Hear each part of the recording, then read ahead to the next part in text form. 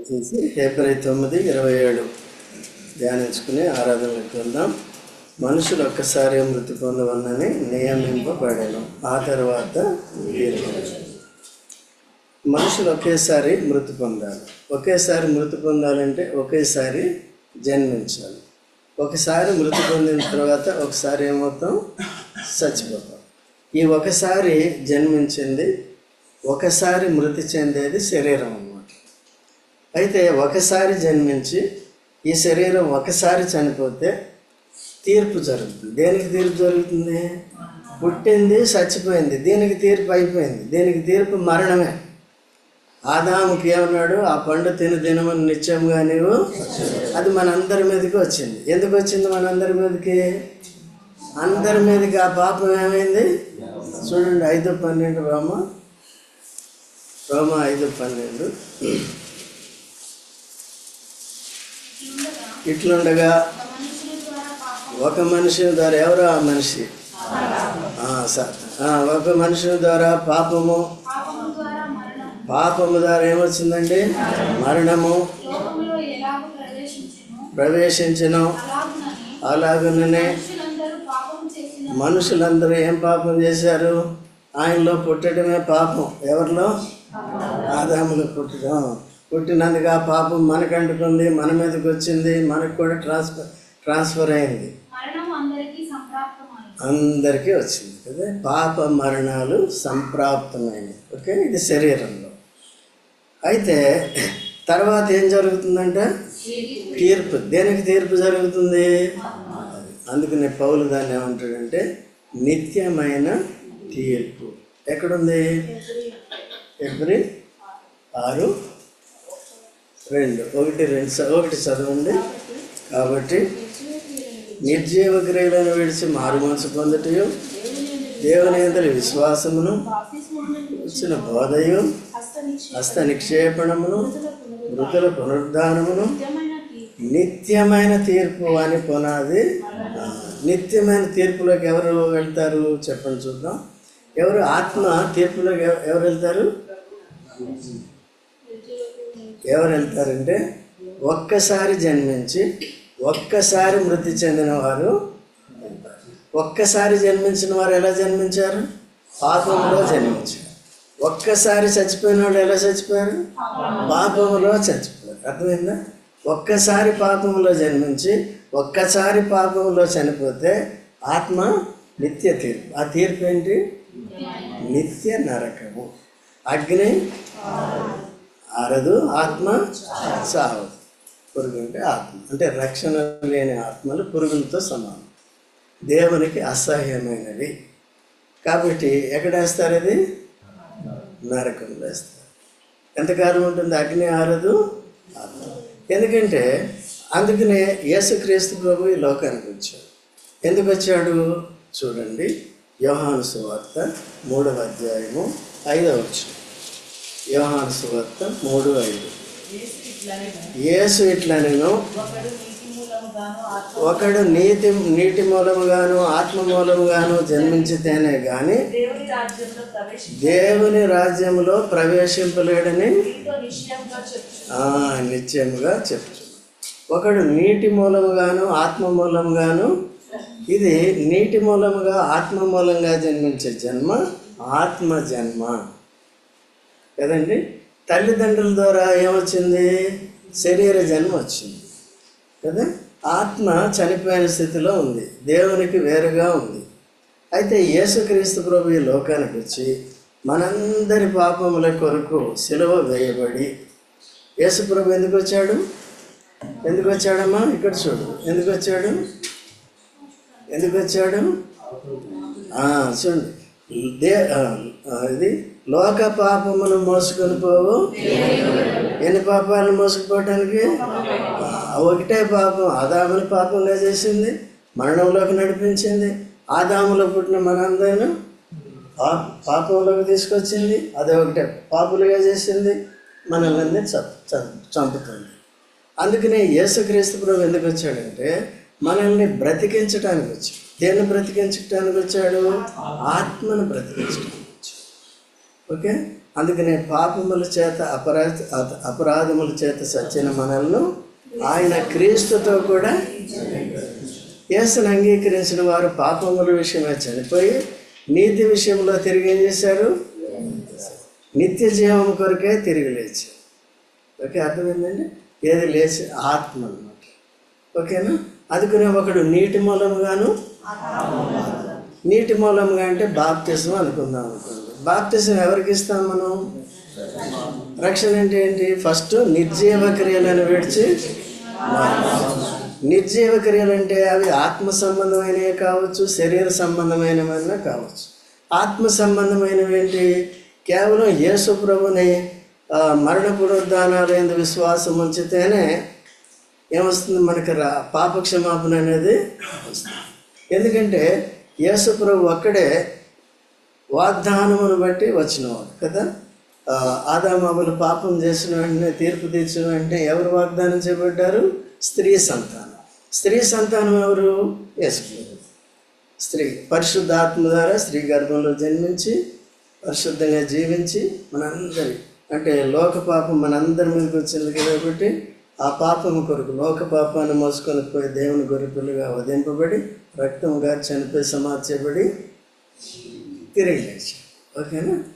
తిరిగి లేచాడు కాబట్టి ఎవరు వచ్చారు? కాబట్టి తిరిగి లేచారు. కొత్త వాళ్ళు ఎవరనేది తెలియదు. కొద్దిగా తెలుసు. డోర్ వేసేసుకున్నారు, అయిపోయింది అనుకుంటారు. సినిమా టాకీస్ కాదు, రావచ్చు. ఎంతవరకు వచ్చిందండి?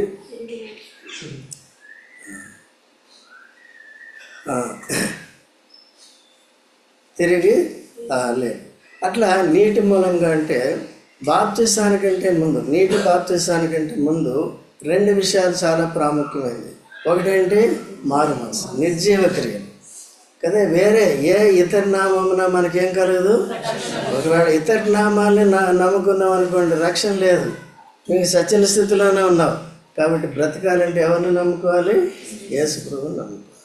నిర్జీవ క్రియలు అంటే అదే వేరే నామాన్ని నమ్ముకున్నాం అనుకో, దేవుడని, రక్షకుడిని, ప్రభు అని, ఏదో అని నమ్ముకుంటే అది నిర్జీవ క్రియ. ఎందుకంటే నిర్జీవం అంటే జీవము లేనిదని అర్థం కదా. అది యేసుక్రీస్తునందు విశ్వాసం ఉంచామంటే అది జీవమును కూర్చుని క్రియ.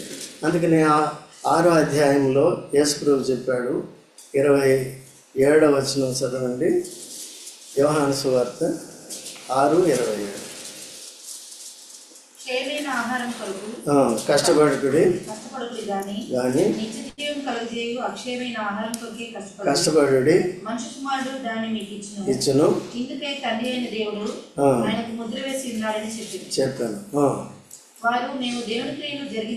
దేవుని క్రియలు జరిగించుటకు ఏమి చేయవలని ఆయన అడుగగా ఆయన పంపిన వాని యందు మీరు విశ్వాసం ఉంచితే దేవుని క్రియ అని వారితో చెప్పారు. దేవుని క్రియ అంటే ఏంటి? విశ్వాసం ఉంచటమే. ఎవరి యందు విశ్వాసం ఉంచాలి? మన పాపముల కొరకు చనిపోయి సమాధి చేయబడి తిరిగి లేచిన యేసు ప్రభునందే విశ్వాసం. ఇంకెవరైందన్న విశ్వాసం ఉంచితే సచ్చినోడు. యేసు ప్రభునందు విశ్వాసం ఉంచితే నిత్య జీవం కొరకు బ్రతికేమన్నమాట. అట్లా ఓకే. ఒకటి బాప్తిజానికంటే ముందే ఉండాలి నిర్జీవం. రెండోది శరీర ఇచ్చలు మనల్ని బానిసలుగా చేస్తాయి. కొంతమంది తాగుడికి, కొంతమందికి అలవాటుకి, ఈ మధ్యలో డ్రగ్స్ కానీ కదా, ఈ మధ్యలో ఈ లోక స్నేహం, శరీరాశులు, నేత్రాశులు, జీవోపం ఇప్పటికీ పోవట్లే. మారు మనసు పొందామంటాం, యేసుని నమ్మేమంటాం, బాప్తిజంలో మునిగి తేలేనంటాం, ఇంకా మారలేదు, ఇంకా అవే ఉన్నాయి. కానీ అవి రుజువు చేయాలి కదా. మారు మనసు పొందిన వారు ఏం చేయాలి? రుజువు చేయాలి. ఆదివారం కనపడితే మళ్ళీ ఇంకెప్పుడు కనపడరు కదండి. యేసు ప్రభు దేంట్లో చేర్చుకున్నాడు మనల్ని? శరీరంలో చేర్చుకున్నాడు. ఎక్కడ పాలు పొందుతున్నాం మనం? శరీరంలో పాలు పొందాం. యేసు ప్రభు శరీరం అంటే సంఘం. నేను ఒక భాగం అని అది ఒక అర్థం ఇచ్చే రీతిగా పాలు పొందుతున్నాం. కాబట్టి మధ్యలో కనపడాలా వద్దా? కనపడలేదు. అదే అయితే ఏ కారణాలు ఉండొచ్చు, దాన్ని బట్టి కాదు. కానీ మొట్టమొదటిగా ఈ మారు మనసుకు తగిన ఫలాలు ఏం చేయాలి? ఫలించాలని దేవుడు మనకి క్రీస్తుని బయలుపరిచాడు. ఫలిస్తున్నామా? చెడు అలవాట్లు, చెడు సహవాసాలు, వీటి జోలికి పోకుండా ఉండాలి. ఇలాంటివి చాలామంది భక్తులను కూడా లోకంలోకి ఈడ్చుకుపోయినాయి. ఇవన్నీ కూడా ఈ మారు మనసుకు తగిన ఫలం ఫలించకపోవడం చేత లోతు ఉన్నాడు. ఎక్కడ పోయాడు? ఏమయ్యాడు? కుటుంబంతో పాడైపోయింది, భార్య పోయింది, తర్వాత వేరే సంతానం అయిపోయింది. అర్థమైందండి? మోయాబీలు వేరే వాళ్ళు ఇశ్రాయేలుకి విరోధులు అయిపోయారు. వారు విరోధంగా తరతరాలకి పోరాడుతూ వచ్చారు. ఎవరితో? ఇశ్రాయేలుతో. కాబట్టి మారు మనసు ఒకటి ఏంటంటే, ఎవరైతే రక్షణ ఇవ్వలేదో ఆ పేరుని నమ్మటానికి అది మోసము. మనలో కొంతమంది, మీలో కొంతమంది, మనం అంతా కూడా ఒకనొకప్పుడు అలాగే ఉన్నాము. దేవుని దయవలన ఇప్పుడు సత్యవంతుడైన క్రీస్తుని ఎరిగి ఉన్నాము. నా పాపముల కొరకు చనిపోయాడు. నేను ఎలా పాపనంటే ఆదాము ద్వారా పాపని, తద్వారా మరణించాలి. ఆత్మకి తీర్పు ఉంది కాబట్టి ఆ తీర్పు యేసు ప్రభు శిలువలో తన మీద వేసుకున్నాడు. పాపమునికి వచ్చే జీతము. అయితే మనం పాపలు, మనం చచ్చిపోవాలి. మనకు బదులుగా యేసు ప్రభు పాపరహితుడు తన మీద వేసుకున్నాడు. పాపరహితుడైన యేసు ప్రభు మరణించడానికి యోగ్యుడు కాదు. ఎవరు? మనము మరణానికి పాత్రులు. యేసు ప్రభు మరణానికి పాత్రుడు కాదు. ఎందుకు? పాపం లేనివాడు కాబట్టి. సావలసింది ఎవరు? మనం. అందుకని దేవుడు ప్రేమించి, క్రీస్తు ప్రేమించి మనల్ని మన పాపముల కొరకు తాను చనిపోయి తిరిగి లేచి తన యందు విశ్వాసం ఉంచిన మనందరినీ పాపాలు క్షమించి మనల్ని మరలా ఆత్మ జన్మ ఇచ్చాడు అన్నట్టు. ఇప్పుడు మనకి ఎన్ని జన్మలు? ఒకటేంటి? రెండోదేంటి? యేసుక్రీస్తు ప్రభువుని బాప్తిజం, నీళ్ళ ద్వారా, ఆత్మ ద్వారా. ఎప్పుడైతే మనం వాక్యాన్ని వింటామో, లేక సువార్తను వింటామో, యేసు ప్రభు మరణ పునరుద్ధానాల గురించి వింటామో, అప్పుడు పరిశుద్ధాత్మ మనలో పనిచేయటం మొదలు పెడతాడు. ఎట్లాగా? చూడండి, యోహాను సువార్త 6వ అధ్యాయము 8వ వచనం. ఆయన శిష్యుల్లో ఒకడు కాదు. యోహాను సువార్త 6 కాదమ్మా, 16:8. యోహాను సువార్త 16:8. ఆయన వచ్చి పాపమును గూర్చి, నీతిని గూర్చి, తీర్పును గూర్చి. లోకం అంటే ఎవరండి? లోకంలో ఉన్న పాపులు, లోకంలో ఉన్న పుణ్యాత్ములు కాదు. ఎవరండి? లోకంలో. క్రీస్తులో ఉన్నవారు పరిశుద్ధులు. క్రీస్తులో ఉన్నవారు పరలోకంలో ఉంటారు, లోకంలో ఉన్నవారు నరకంలో ఉంటారు. లోకంలో ఉన్నదంతా ఎవరు? చెప్పండి బాబు, చెప్పండి. ఈ క్రీస్తులో ఉన్నవారు పరిశుద్ధులు, తిరిగి ఆత్మలో జన్మించిన వారు. వారి పాపపు శిక్ష క్రీస్తు భరించి వారిని నిత్యమైన తీర్పు, ఆత్మను రక్షించాడు. కాబట్టి మనం ఎక్కడున్నాం ఇప్పుడు? క్రీస్తులో ఉంటే లోకంలో ఉన్నట్టుగా ఎందుకు బ్రతుకుతున్నాం అని చూసుకో. ఆయన వచ్చి అంటే ఎవరు వచ్చండి? యేసు ప్రభు కాదు. యేసు ప్రభువే మాటలు చెప్తున్నాడు.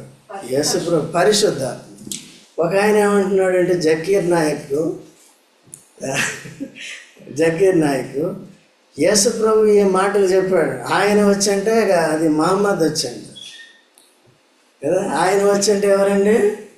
ఆయన పేరు ఆదరణకర్త, సత్య ఆత్మ.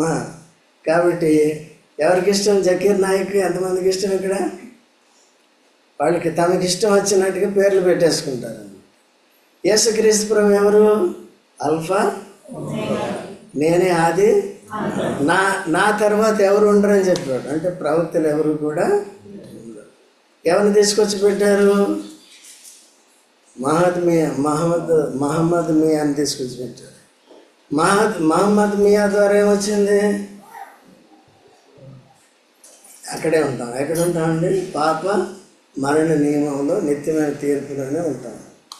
కాబట్టి మనల్ని ఎక్కడ తీసుకొచ్చాడు? ఇప్పుడు సత్యవంతుల్లోకి తీసుకొచ్చాడు.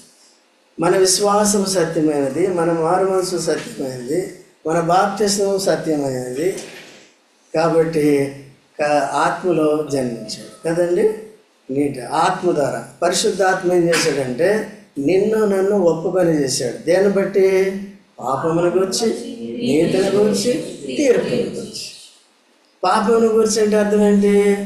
ఆదాము ద్వారా వచ్చింది, నీవు చేసిన పాపాలను బట్టి కాదు, కానీ ఆదాములో పుట్టిన కారణం చేత నువ్వెవరు అని తెలియజేసి ఆ జ్ఞానం వచ్చింది. లేకపోతే మనం ఏమంటాం, నేనేం పాపం చేయలేదు, నువ్వు పుట్టడమే పాపం. ఎవరిలో పుట్టావో అది గుర్తించాలి. ఈ జ్ఞానము, ఈ గ్రహింపు మనకి ఇచ్చాడా లేదా? అది కదా పాపమును గురించి ఎవరు ఒప్పింపజేశారు? లేకపోతే మన సామాన్యులు, నేను ఎట్లా పాపని, ఎన్ని పాపాలు చేసినా తల వెంట్రుకల కంటే నాకు తక్కువ అనుకోండి లేవు, దానికంటే మించినవి చేసినా ఏం చేశాను నేను? దావీదు అంటాడు, నా అతిక్రమములు చెప్పు. ఆయన బాగుంటాయి, ఉండుంటాయి ఇంటిలో, అర్థమైందండి. అయితే తక్కువ వెంట్రుకలు ఉంటే తక్కువ పాపాలా? అందరికీ ఒకటే లేవు, ఇక ఎక్కువ ఉంటాయేమో లేని వాళ్ళకి, అర్థమైందండి. కాబట్టి పరిశుద్ధ నీతిని గురించి, నీతి రెండు రకాలు, స్వనీతి, దైవనీతి కదా. యేసుక్రీస్తు మరణ పునరుద్ధానాలందు విశ్వాసం ఉంచడం ద్వారా మనకేమిచ్చాడు? పాప క్షమాపణ ఇచ్చి నీతిని ఆరోపించాడు, మనకి నీతిని ఆరోపించాడు కదండి. నేను రోగిని అనుకోండి, రోగిని డాక్టర్ దగ్గరికి వెళ్ళాను, ట్రీట్మెంట్ ఇచ్చాడు, సర్టిఫికెట్ ఇచ్చాడు, now he's okay, he's fit to join duty అని ఇస్తాడు. మీరు పనిచేసే వాళ్ళకి ఇస్తారు కదా, ఏంటది? Medical certificate, fitness. బాగా చెప్పారు, ఎవరు ఇస్తారు? Right, thank you. Fitness certificate ఇస్తాడు, అంతే కదా. ఇప్పుడు మనకి ఫిట్నెస్ సర్టిఫికెట్ ఎవరిలో వచ్చింది? అంతకుముందు పాపి, నేను వీడికి ట్రీట్మెంట్ ఇచ్చాను, ఆ శిక్ష యేసు ప్రభు వినమ్మా నేనే భరించాను, నా రక్తంతో కడిగాను, వారిని క్షమించాను, ఇప్పుడు వారు పాపులు కాదు, ఎవరండి వీళ్ళు అన్ని సర్టిఫికెట్ ఇచ్చాడు. ఉందా నీ దగ్గర?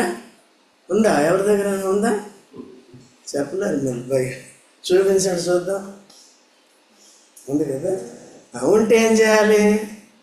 లోక స్నేహం తగ్గించుకోవాలి, విశ్వాసుల స్నేహం పెంచుకోవాలి, తండ్రి కుమార పరిశుద్ధాత్మతో సహవాసం కలిగింది. That is communion. నేను కలిగి ఉన్నానని ఇక్కడ ఏం చేస్తుంది? దీన్ని కమ్యూనియన్ అంటే. యేసు ప్రభు రక్త మాంసాల్లో పాలు పొందటం కమ్యూనియన్ అంటే ఎవరితో సంబంధ సహవాసాలు కలిగి ఉన్నాం కాబట్టి ఆదివారం కనపడితే మళ్ళీ ఎప్పుడు కనపడతామో తెలియదు, అసలు మరిచిపోతారు. అర్థమైందండి? అట్లా ఉంది. ఓకేనా? కనుక సంఘం ఎంత శ్రద్ధ తీసుకుంటుందో మీరు దానికంటే కూడా ఎక్కువ శ్రద్ధ కలిగి ఉండాలి. ఏ విషయాల్లో?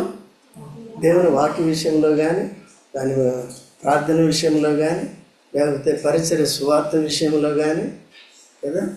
ఇవన్నీ కూడా మనం జాగ్రత్తగా చూసుకోవాలి. వింటారా? అందరూ వింటున్నారా? మనసు మారుతుందా? అక్కడే ఉందా? చూసుకోండి. మనసు ఏం కావాలి? అది మారు మనసు అండి. కాబట్టి దాని ఫలం. రెండవది విశ్వాసం. విశ్వాసం దేంట్లో? పాపమును గురించి, నీతిని గురించి. నీతి ఏమైంది? ఆరోగ్యం. తర్వాత తీర్పును గురించి. ఇప్పుడు మనల్ని తీర్పులో నుంచి దాటించాడా లేదా? ఎవరు? యేసు. అయితే మనకేముందంటే ధవళ సింహాసనపు తీర్పు ఉంది మధ్యాకాశంలో. చూడండి 2 కొరింథీ 5వ అధ్యాయం 10వ వచనం. 2 కొరింథీ స్వనీతి నుంచి విడిపించాడు, దైవనీతిని ఆరోపించాడు, దేవుని స్తుతించాడు. తర్వాత ఎందుకనగా తాను జరిగించాలంటే ప్రతివాడు జరిగించిన క్రియల చొప్పున మంచివైనను సరే చెడ్డవైనను సరే. చూసారు? దేహముతో నేను విశ్వాసం అయిపోయాను, నేను పవిత్రుని అయిపోయాను, నీతిమంతుడిని అయిపోయాను, నా ఇష్టానుసారంగా లోకానుసారంగా నేను జీవించవచ్చు, నా మనసును అనుసరించి జీవించవచ్చు అనుకో. ఆ సొలొమోను రాజు కూడా అట్లే చేశాడు కదండి. దేవుని మందిరాన్ని కట్టాడు, అంతవరకు బాగానే ఉంది. 13 సంవత్సరాలు తన నగర్ని కట్టుకున్నాడు, ఓకే. ముందు దేవుని నీతి కార్యాలు చేశాడు కాబట్టి అది కట్టుకున్నాడు, ఓకే. తర్వాత ఏం చేశాడండి? భార్యలు ఎంతమంది? 1000 మంది. బహుశా ఈయన తీసుకొచ్చి కృష్ణుడు రోల్లో పెట్టుంటాడు. అర్థమైందండి? కాబట్టి ఇవన్నీ అక్కడ అటు వెళ్ళిపోయినాయి అన్నమాట. కొద్దిగా పెరిగినాయి, సంఖ్యలు పెరుగుతాయి. అర్థమైందండి? ఇదే అయితే దీంట్లో కాపీ అంటారని ఏం చేస్తారు? అప్పుడు వాళ్ళే తెలుగు వాళ్ళు. కాబట్టి చేశాడు. తర్వాత ద్రాక్ష తోటలు, ఇది అది మ్యూజిక్ కదా, ఎంత వింటాం కదా. కాబట్టి అలాగా ఇవన్నీ చేశాడు. చేసి తప్పిపోయాడా లేదా? చివరికి ఎంతవరకు వెళ్ళిపోయాడండి? నిర్జీవ క్రియల్లోకి వెళ్ళిపోయాడు కదా. నిర్జీవ క్రియ, మొదటి నిర్జీవ క్రియ అది విగ్రహారాధనలోకి. తన దేవుడిని వదిలేసి ఎక్కడికి వెళ్ళిపోయాడండి? అన్ని దేవతలు. తనను బట్టి మా భార్యలు మారాలి కదా. ఈయనకి దైవ దృష్టి లేదు, పోయింది. ఎవరి మీద ఉంది? లోకాన్ని తినాలి తాగాలి, అంటే పాపాన్ని తినాలి తాగాలి ఆనందించి దాంట్లో పట్టాడు. మళ్ళీ ఏం పేరు పెట్టాడు? పరిశోధిస్తున్నాను నేను కదా. మనలో కూడా చాలా మంది ఉంటారు, సోలమనీయులు కూడా ఉంటారు చాలా. సోలమన్ ఎవరు? నువ్వు సోలమన్నా? మా జాన్సన్ సోలమన్ పోయిన వారం ఎక్కడ కనబడదు. మీలో చాలామంది కనబడలే సోలమన్లు అందరూ. సోలమన్ ఫిష్ కాదండి. కాబట్టి అట్లా ఉంటాం మనం. అలా లేకుండా దేవుడు చేసిన కార్యాన్ని బట్టి మనం ఆరాధించినప్పుడు మన ఆత్మీయ స్థితి ఏంటో ఇప్పుడు ఏం కావాలి? తెలియాలి. అందుకనే ఇక్కడ పాడిందే పాటరా అని పాడం మనం. ఎప్పుడూ ఒకటే రకంగా కాదు, వాక్యాన్ని వినాలి. ఆ ప్రకారం ఇప్పుడు నువ్వు ఉన్నావా లేదు. అందుకని ఆరాధించే ముందు ఒకవేళ మనస్సాక్షికి ఏదైనా దోషము తోచినాడు, దాన్ని వెంటనే ఏం చేయాలి? ఏం లక్ష్మమ్మ? వెంటనే 2 నెలల క్రితం వచ్చింది, ఏదో అని చెప్పింది, చేసాం, అది ఏమైందో కూడా మళ్ళీ ఇన్ఫర్మేషన్ లేదు. అట్లా ఉంటారు కదా. సరే, కాబట్టి మేమేమో ఆలోచిస్తాం, ఏమైంది లక్ష్మమ్మ? ప్రార్థన చేసిన వాళ్ళని అడుగుతూ ఉంటారు, బ్రదర్ ఏమైంది లక్ష్మమ్మకి, ఏమైంది, ఎట్లా ఉంది? ఏమమ్మో నాకు తెలియదు. అర్థం, నువ్వు చేయొచ్చు కదా, నేను చేయను, మీరే చేయాలి. మీరు అడిగారు కదా, నేను అడిగాను మిమ్మల్ని ప్రార్థన చేస్తానని, మీరే అడిగారు కాబట్టి మీరేం చేయాలి చెప్పాలి. ఓకే.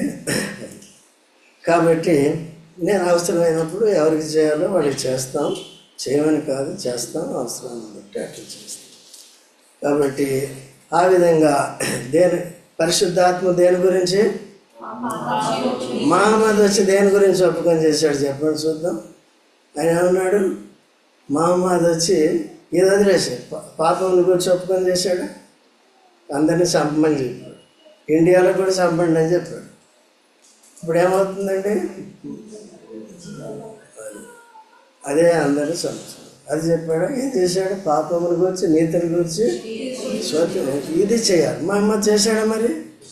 అది ఒక పెద్ద మతం చేసేసారు కదా, మనుషులు చంపడానికి చేశారు కదా. దేవుని వాక్యంలో ముందే ఉంది కదా, దేశ దిమ్మరి, అడవి గాడిది ఇష్మాయేలు కదా.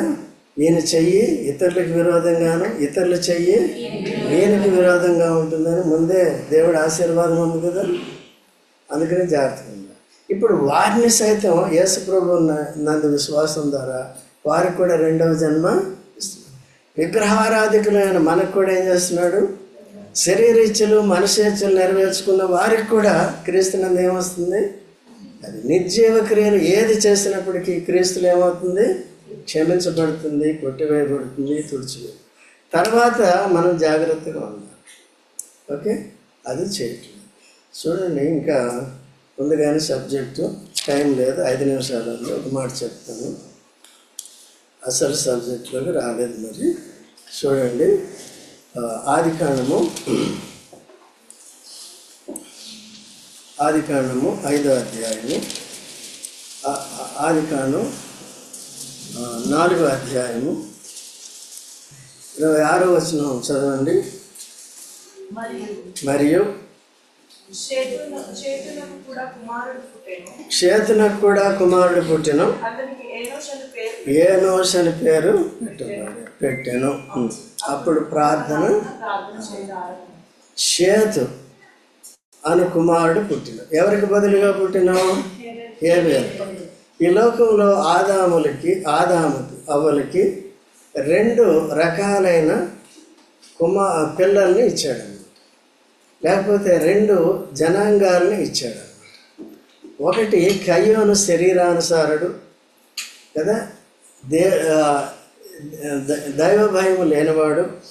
హేబేలు ఆత్మానుసారుడు, దైవ భయము కలిగినవాడు. ఇప్పుడు ఈ శరీరానుసారి కయ్యోను హేబేలు ఏం చేశాడు? చంపేశాడు, మరణం కదా. మొట్టమొదటి పాపం ఎవరు చేశారు? కయ్యోను. మర్డర్ కదా, ఫస్ట్ మర్డర్, ఫస్ట్ అది సిన్ కమిటెడ్ కదా అట్లా. కాబట్టి అలాగా చంపిన తర్వాత ఇప్పుడు ఆ ప్లేస్లో షేతునిచ్చాడు. షేత్ అంటే అర్థం ఏంటి? షేత్ అంటే అర్థం ఏంటి? సరే నువ్వు చేసేవాడు నువ్వే చెప్పండి, నువ్వు చూసుకుని ఉంటావు అని నువ్వు చెప్పుకుంటే అపాయింటెడ్ అని అర్థం. నియమింప. It is appointed for a man to die once and thereafter judgement. మనిషి ఒకేసారి మృతి పొందాలి కదండి. ఇప్పుడు చనిపోయిన వాని ప్లేస్లో ఎవరిని పెట్టాడు? ఇప్పుడు షేతుని పెట్టాడు. అర్థమైందండి. ఆ దినాలు షేతుకి మళ్ళీ ఎవరు పుట్టారు? ఎనోష్. ఎనోష్ అంటే అర్థం ఏంటి? ఎనోష్ అంటే అది కూడా నువ్వే చెప్పమంటారా? అంటే మార్టల్, మృత్యమైన వాడు. Very frail, like a glass. చిన్న జబ్బు వస్తే చచ్చిపోయే పరిస్థితులు, కరోనా వస్తే చచ్చిపోయే పరిస్థితులు, పైనుంచి కింద పడితే చచ్చిపోయే పరిస్థితులు. మనిషి ఎంత డెలికేట్ అయిపోయాడు కదా కదా. అయితే క్రీస్తులో అంత స్ట్రాంగ్ చేస్తాడు. క్రీస్తులో అంత స్ట్రాంగ్. రెండవ జన్మించిన వారు ఏమవుతారండి? దే ఆర్ నెవర్ డెలికేట్ కదా, దే లివ్ ఫర్ ఎవర్. అటువంటి దేహాన్ని, ఈ దేహానికి బదులుగా ఆత్మకి అమర్చబోతున్నాడు రెండవ రాకడ. ఇప్పుడు ఏ దేహం ఉంది మనకి? డెలికేట్ కదా. డెలికేట్ అంటే అర్థం ఏంటి? సున్నితమైన. అయితే చిన్న అపాయానికి కూడా ఏమవుతాం? భయపడిపోతాం, చచ్చిపోతాం, కాళ్ళు చేతులు పనికి రాకుండా పోతాం, ఇవన్నీ ఉంటాయి. ఓకేనా? ఆ ప్లేస్లో ఎవరు పుట్టారు? ఎనోష్.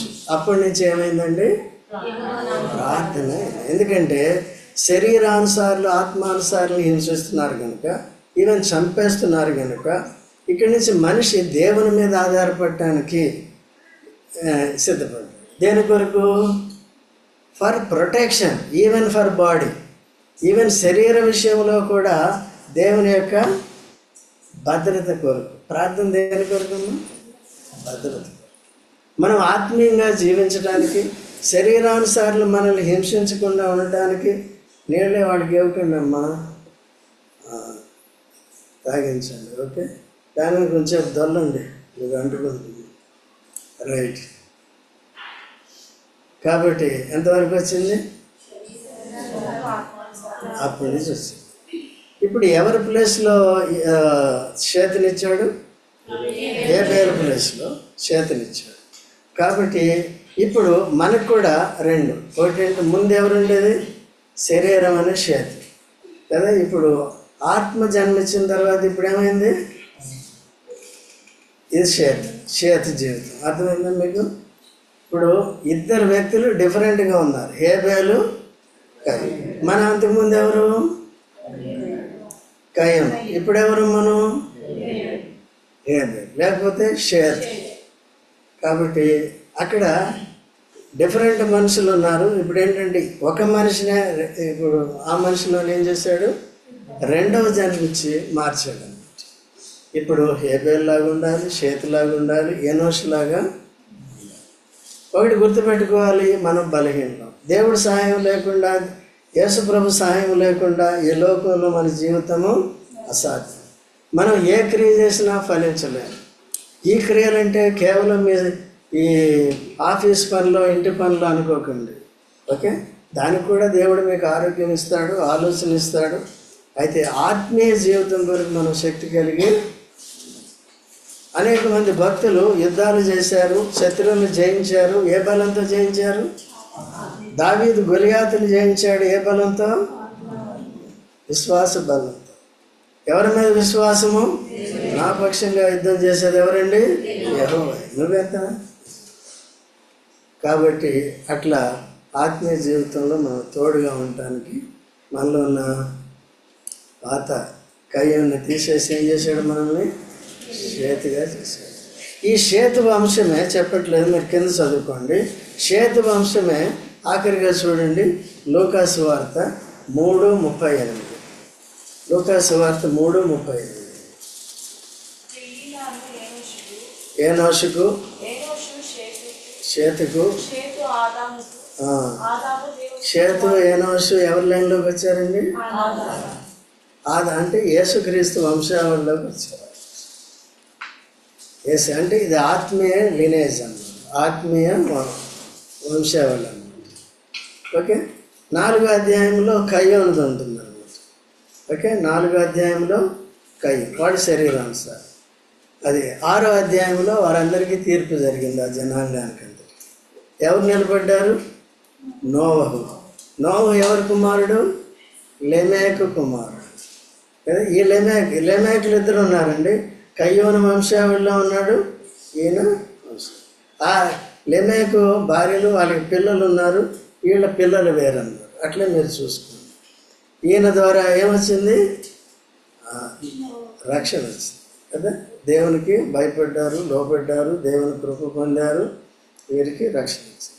వీరు కూడా ఈ విధంగా యేసు ప్రభు యొక్క ఆత్మీయ వంశావళిలోకి నోవహు కూడా వచ్చాడు. సో కాబట్టి మనల్ని కూడా ఇన్ని రీతిలుగా దేవుడు తీసుకొచ్చాడు. మరి ఎవరికి ఎంత అర్థమైందో నాకు తెలియదు. ఎవరికి ఎంత అర్థమైతే దాన్ని బట్టి ఏం చేయాలి? మీరు ఆరాధించాలి. ఆరాధనలోకి వెళ్దాం.